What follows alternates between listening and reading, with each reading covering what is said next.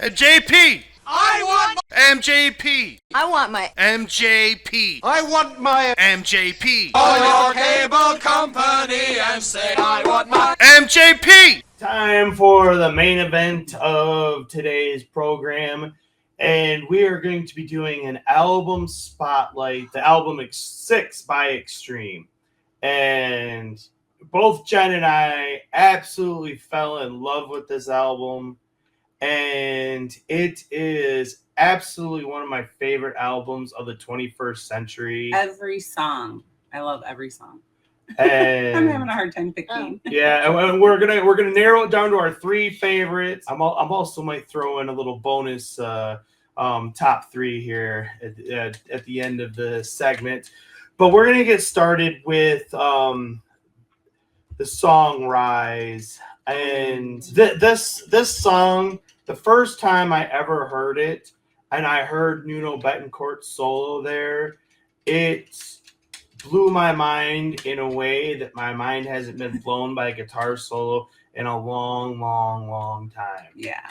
And it immediately made me go, whoa. Because, a little bit of a backstory for me. Of course, I knew the band Extreme growing up. How did you not know the song More Than Words? Right. It was all over the radio. Everybody's heard it. But to me, they were always kind of a one-hit wonder, that song. I never really listened to much of their other stuff. And it was only, a little bit later, I even realized that they were in Bill and Ted's Excellent Adventure with the song Play With Me. Yeah. I didn't even realize that was them, first time I saw that movie and everything. Me neither. And so when I heard Rise and I heard that solo, I went, holy crap. And I wanted to go back and listen to more of their music. And that I started digging into their catalog more and more. I love this band. They are awesome. Amazing. And when you add this album in with their classic catalog, oh, they're doing some great things right now. They are. They're doing some great things. And enough chitter chatter, time to rise. Let's rise. So there is Rise. Ah. And I gotta say, that is the best guitar solo of the 21st century. Oh my gosh. By anybody, it's so good. It's so good. And the song is so good. It is. When I first heard it, the defecated part kind of bugged me. But I got over it because it's such a good song, and that solo is such a good one. So next up, we have Rebel, and this was the second, not only is it the second song on the album, but it is also the second single, if memory serves. And to me, it was just another continuation of Rise. But I might go so far as to say it has maybe better lyrics. I don't know, but maybe subject matter. I don't know, but the lyrics do get stuck in my head on this one quite a bit. What is it again? I'm sorry. I was stuck at home by myself in that game. I'm grinding. I let him do it. So I'm like, you want to do it? What is it again? Rebel. Oh, yeah. Mm-hmm. Yeah, I'm grinding. Okay. Oh, Yeah, I do like Rebel. Yeah. So here we go. We're both in the tower.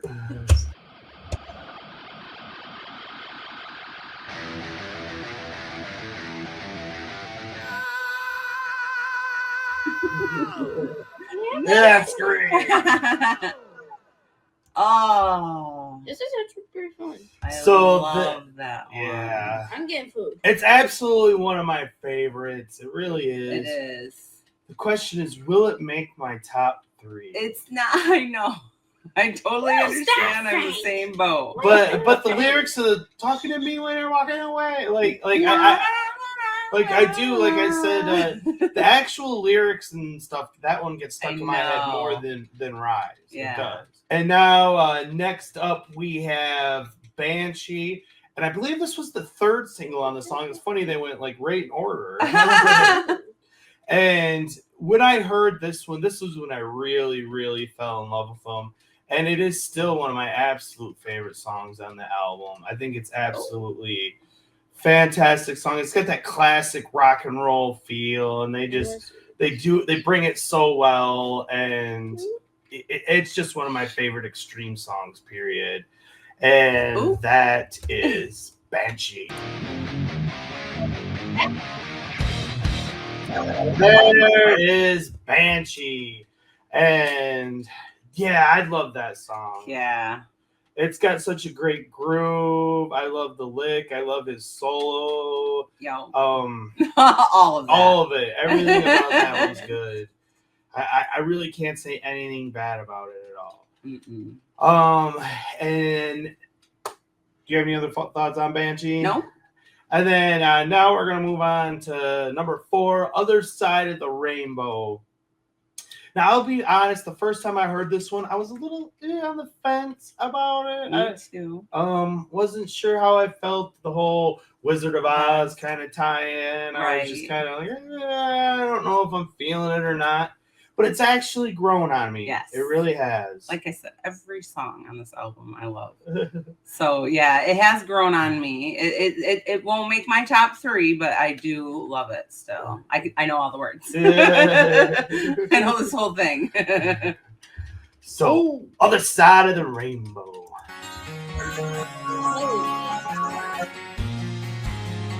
But so that was Other Side of the Rainbow. And what are your thoughts on that one, honey? I like you said, in the beginning, I didn't know how I felt about it, but it's very catchy and it's very pretty. It's very harmonic. You know, they get that more than words harmony in there, you know. They do. They absolutely So do. that's nice, you know, and I like it. Like I said, I like every single one though. And next up we have Small Town Beautiful. To me, this one's in a similar line. It's another one where it took me a minute to like it. I will say I like the other one, the last one, better than this one. I do find this one to be a little bit of the weaker of the two. They still, I mean, I still know every word, and they still get stuck in my head. But here we go with Small Town Beautiful. And there is Small Town Beautiful. And again, it's a good song. I like it. It's very beautiful. It gets stuck in your head. I mean, it's got a lot of to like about it. If I'm honest, I mean, it's one of the lower ones. It is. Yeah. It is. But it's still good. It's still pretty, and it's still good. I still like it. It doesn't hurt my ears. I don't skip it. No. No. It is on my playlist. Yep. Most of this whole album is. There's a couple that aren't, which we'll get to those in a minute. But next up is The Mask, and I have a bit of a funny story about this one.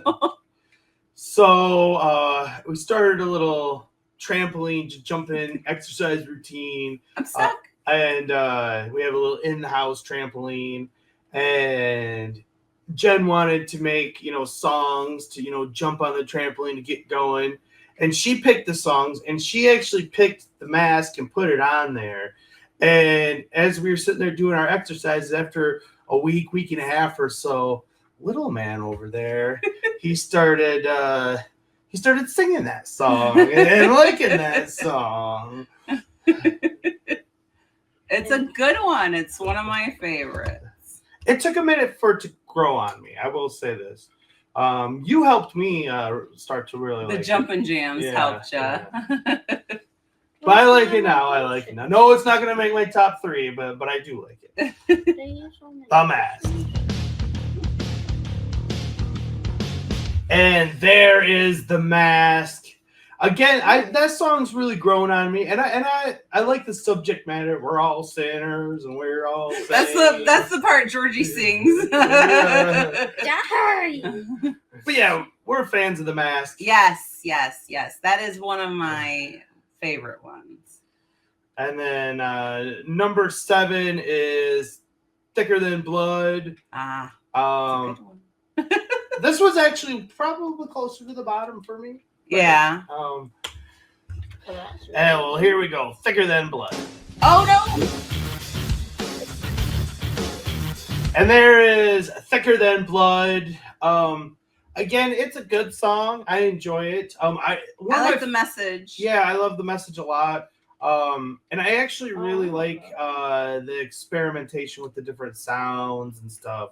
It's and that's one thing that I do enjoy out of Extreme. They do, go to the extreme lengths with their sound. You don't find you don't see them doing the same kind of thing over and over and over again. Each song kind of has its own little unique feel. Very unique, yeah. Next up, we have Save Me. Any initial thoughts on Save Me, honey? I love this one. Oops. It was one of my favorites at first. Really? Yeah.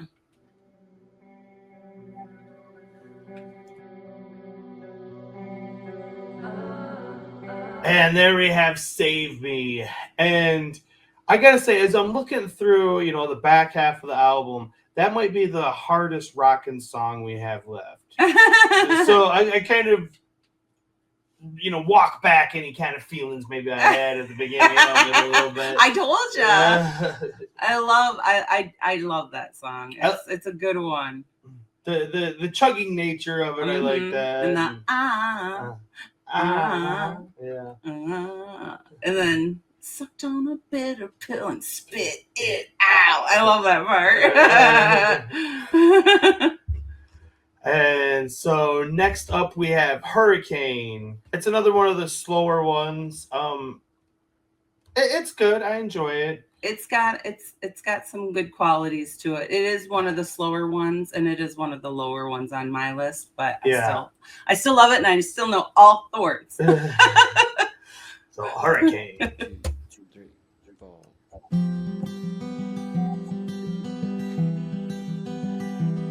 And that is Hurricane. And it's such a beautiful song. It is so pretty. And I mean, and Nuno's guitar work, the arpeggios and everything there are absolutely beautiful. And I mean, so I absolutely love it. It's this album's so good. I know. That unfortunately there are going to be ones that are closer to the bottom. Right. And that one probably would be for me as well. But I still love it. I really do. It's not the very bottom. It's a great song for almost sitting out at the beach. Yeah. Yeah. When we're up north, I always appreciate it. Yeah. A little bit more. A little bit more. And then next up is X Out. And they just released a music video for this song, and it's fantastic. I loved it. I think we watched it 3 or 4 times in a row. You gotta see the keytar. The keytar in it is amazing. I love that thing. I can't. It is the coolest. It's a true keytar, and then it's a keyboard guitar, but it also has a guitar. I've never seen one like that before. Yeah, electric guitar with it. Yeah, it's all like steampunky. Yeah, it's cool. It's one of the coolest monstrosity of musical instruments I've ever seen. Right? Yeah, I don't know that I've ever cool. seen anything cooler. But from the very first time we heard the album, that X Out struck a chord with me. I like Pink Floyd and stuff like that, so it has a little bit more of a trippier nature or whatever, and so I appreciate it. Again, it's more experimental than some of the than Rise or Banshee or something like that. But there's a couple of vocal lines in I can't remember off the top of my head if it's in the chorus or in the bridge, and Gary gets so funky in with them. And that's the first time I heard him, I was like, ooh, I like the way he's delivering it. That's good. And then, Nuno is Nuno. And the keytar. X Out. I love this one. Yes.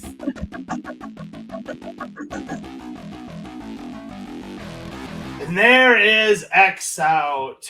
I love that song. I do too. They have such, there's a lot of experimentation in that one, but the symbolism and everything within the lyrics, I really appreciate. They're so strong. There's a lot of deep lyrical content on this album. Yeah. It's not just surface level stuff going on here. It's definitely so deep. Like almost all their songs are deep. Yeah, it's definitely a thinking man's album or a thinking woman's album. You know, it's a cerebral experience. And I love the faith, hope, and love. I mean, who didn't have that in their house somewhere growing up? Right. Or live, laugh, love, or something. You know, so it's nostalgic in a way like that. But yeah. And then what was that lyric you were talking about? Did you catch it? Oh, it? It's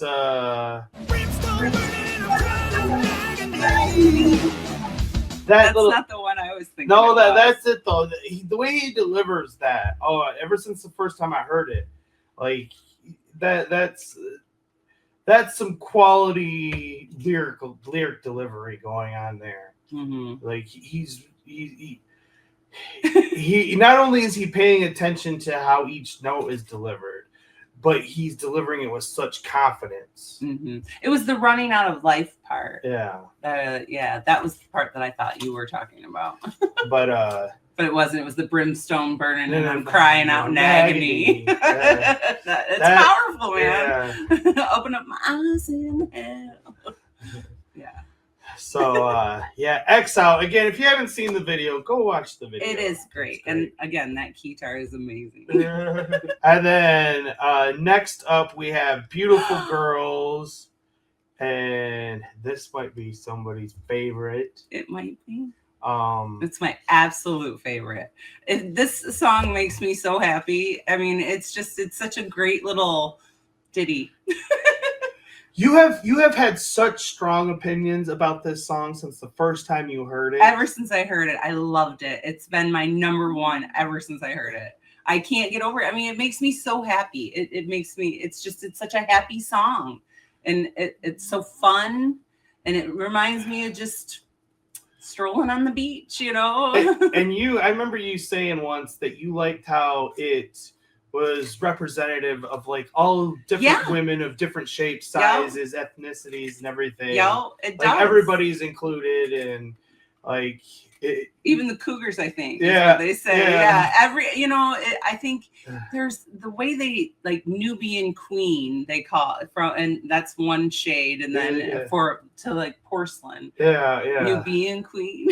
You'll hear it. It's so all the pretty pigments in between. I mean, it's beautiful. And then they talk about hair color, you know, and then like Southern Bells. It's so inclusive, you know. Everybody could feel beautiful listening to it. It's such a good song.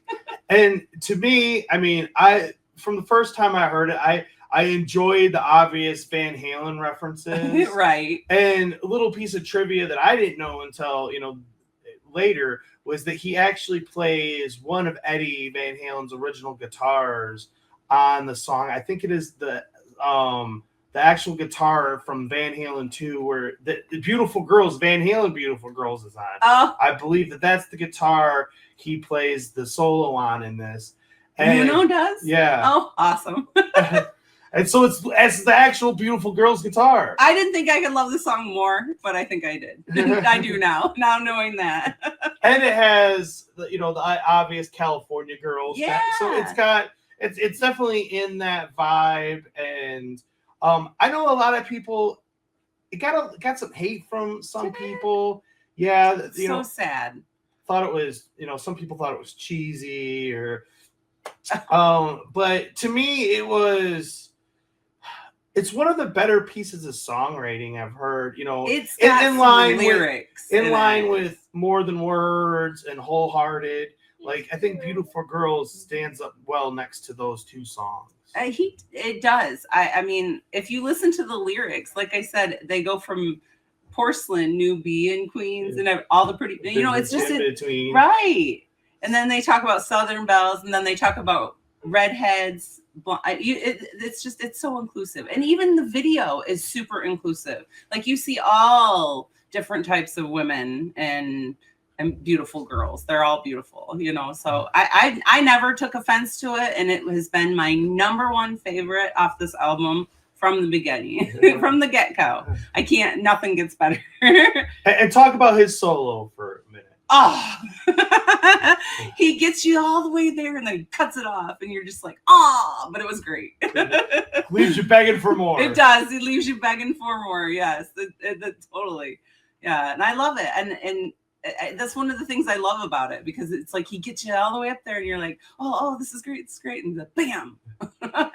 It definitely was meant to be like a pop song from it feels the like album. a pop song. Yeah, It gets me, it gets me excited. I dance to it. It always makes me happy when I hear it. It's got such a poppy little. That's why I said, to me it was always in the same line with More Than Words and Wholehearted. Like, to me, Beautiful Girls is right there with those two songs. They're definitely on the poppier, a little, more acoustic, softer. They're a little. It's a little happier than they're. Those are a little slower. Wholehearted's pretty happy, but Wholehearted's slower. They're all like kind of slower than Beautiful Girls. Beautiful Girls is more it's upbeat. I agree. Upbeat. Yeah, it's almost like The Mask. How upbeat it is. That was my favorite one. Well, anyways, let's hear it. Okay. Beautiful Girls.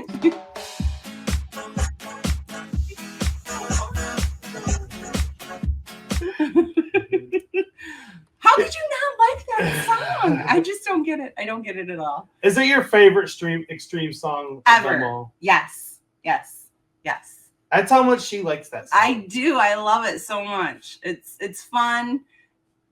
It's just great. I love it. I can't say enough about it. I mean, everything about it is just, it's so much fun. And like I said, from the first time I ever heard it, it just made me so happy. And every time I hear it, it makes me just happy, and I dance and I feel beautiful.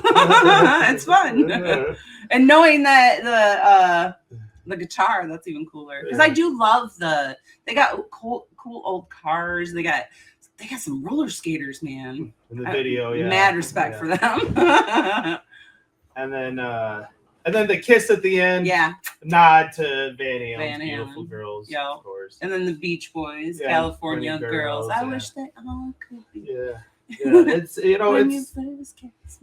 it's such a good song. I wish it would have gotten more play on the top 40 radio. Yeah. I feel like it had hit potential. I really did. I do too. I really do. And it took so long to get a video for it. Like, I was so surprised that wasn't like their number one they put out on it. I thought that they should have released it the summer before. Yeah. I'm okay with X Out coming out when it did. Yeah. Nor towards the end of the album.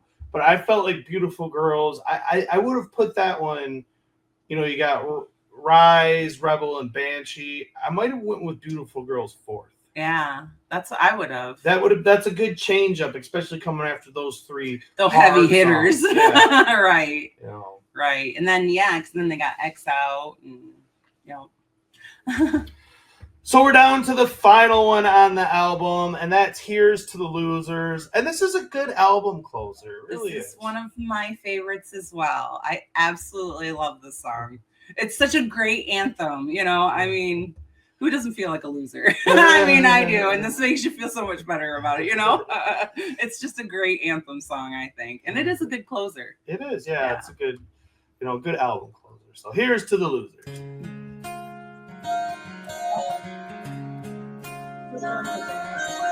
That one is such an anthem. Yes. I love it.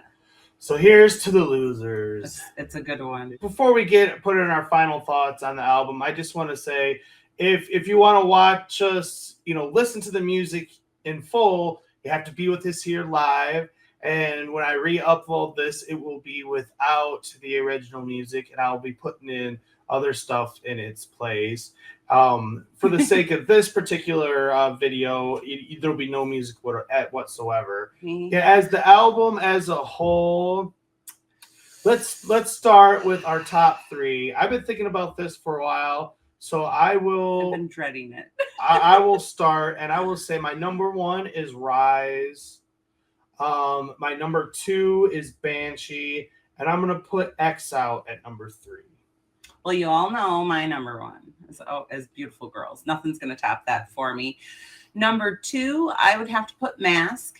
The Mask, that's just it's a great song. And I've always loved it. And it's very upbeat. And it always gets me, I think about the jumping jams. It's always, gets me going, So I really like that one.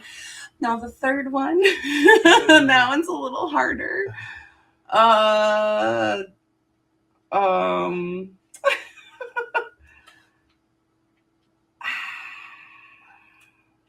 Oh my gosh, it's so hard. I think I'm gonna go with Rebel. Rebel. Okay. I think Rebel. I was gonna say Rise. I was about to say Rise, but yeah, Rebel. Yeah. So and that's the one where you're talking to me as you're walking away. Yeah. That one, I've always loved that. You're talking to me as you're walking away. So, hey. And he just has such a great vocals and stuff in that song. So in our family, they kind of tease me for my declarative statements. I go around, and I say, well, we're having this for dinner, or we're doing this Saturday, and or mowing the yard on Tuesday. Yeah. He's shaking his fist. Even his little me does it when we play Mario Kart. He's always shaking his fist at us. So I have a couple of declarative statements to make here. Okay. And first off, the most obvious, I think Nuno Betancourt is the best, at least rock and roll guitar player on the planet right now. I absolutely love his playing. There's a lot of other great, amazing guitar players as well. Don't get me wrong, but I think Nuno's onto something special. He's always showing some special stuff right now. And then my second declarative, and on this album, I mean, he hit it out of the park. The whole album. Yeah. I mean, every song on the album you got, you just love. The only one is on Beautiful Girls and didn't give me enough. But that's okay, because leave me wanting more. And then the second one is, I think Gary Cherone is the best frontman on the planet right now as well. And that's kind of crazy for me because I'm a huge Van Halen fan, and I bought Van Halen 3 the day it came out, and that's the one with Gary Cherone on vocals. And while I do like some of the songs on it, I'll be the first to tell you it's the worst Van Halen album. Wow. Right. And Gary has that Van Halen connection, which is really cool. And then Nuno has a Van Halen connection. Yeah, and they're just, and I don't think Gary gets enough credit, especially right now. Like we just saw Nuno play with like Youngblood and stuff like that. And not that there's anything wrong with that. Is it the AMAs? But I'm sorry, Gary would do a better job. He would have. Gary's command of the stage and his voice and everything, I feel like are honestly maybe the best now than they've ever been. And you add Nuno's guitar playing with it and the quality of this album, and then you add up their catalog of music and the fact that, mind you, this band has 80s cred. They have 80s street cred. And then here comes my final declarative statement. I believe Extreme is the best rock and roll band in the planet right now. And I don't think that they get enough credit for that. And I'm not sitting here as some huge big Extreme fan. No, I mean this is as much a surprise for me as it is to anybody else. It's just I can't deny the quality of the album. And the songs and the music, all the lyrics, everything. I'm gonna say that not only do I think and another reason why I think Extreme is the best band on the planet right now is because if you go and see them, they sound like the album live. Gary sounds still like that. And they'll go and play More Than Words, and it'll sound like 1992. And they'll play With Me, and it'll sound like 1980. Get the funk out, And I'm sorry, I'm a huge Guns N' Roses fan. But I'll be the first to admit they don't sound as good now as they did back in the day. And same for other bands, any band you want to mention, Metallica, Iron Maiden, Aerosmith, you name it. I'm sorry, if you put them up against Extreme right now, they're going to come up short. That doesn't mean Extreme's the greater band than them overall. No, that's not what you're saying. But I'm just saying right now, in 2025, yes. Toe to toe. Toe to toe. I don't think any of those bands want to mess with him. And so that's about all I got to say about it. But we'll wrap up the discussion by saying I think it is the best album of the 21st century, rock and roll album. And song for song for song. The whole album is just, there's not a stinker on there. There's not. There really isn't, because even if you're not super fond of it, it's still a great song. Right. Somebody's got to be at the bottom. And the experimentation, yeah, the instrumentation, the instrumentals, and everything. The different musicality, sounds, the lyrics, everything. The depthness of the lyrics, the vocal of the performances. It's all around absolutely wonderful. So I enjoy it immensely, multiple times a day. So that is it on Extreme 6. Hey, thanks for watching. And don't forget, we got merch store.